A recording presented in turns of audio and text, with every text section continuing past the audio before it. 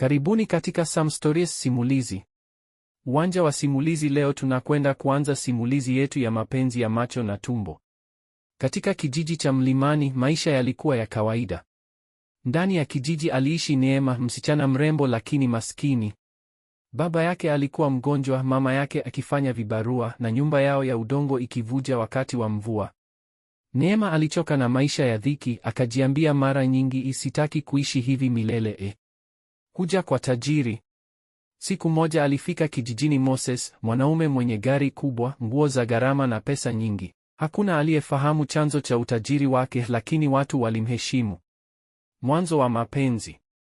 Moses alimwona Neema sokoni na akamwambia, wewe ni mzuri sana. Kuanzia hapo alimnunulia nguo, kumpa pesa na kumpeleka mjini. Maisha ya Neema yakaanza kubadilika. Onyo la mama. Mama yake alihisi hofu, utajiri wake hauelezeki. Jihadhari. Lakini Neema akasema, mama, si unataka tuishi vizuri?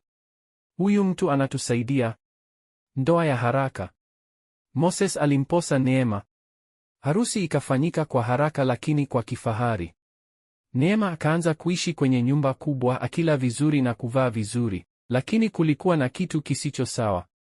Tabia za ajabu. Moses mara nyingi alitoka usiku bila kueleza, na alikuwa na chumba cha siri ambacho Neema hakuruhusiwa kuingia. Wakati mwingine alirudi na harufu ya ajabu. Neema alijituliza, labda ni biashara zake tu. Usiku wa hofu.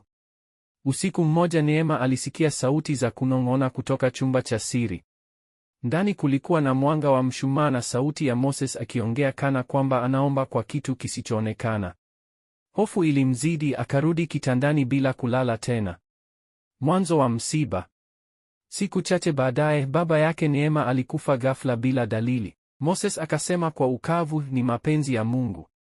Baada ya mazishi, mama yake Neema alianza kuugua ugonjwa wa ajabu.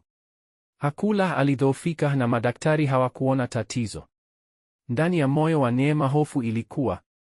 Mwisho wa sehemu ya kwanza. Usiku mmoja Neema alijiuliza, je, kweli nilichagua mapenzi au nilichagua utajiri? Hakujua kuwa maisha yake yalikuwa yanaelekea kwenye giza kubwa zaidi kuliko alivyowahi kufikiria. Na kwamba kila kitu kilikuwa kinaanza tu. Tukutane katika sehemu ya pili. Usisahau kusubscribe, kulike na kucomment.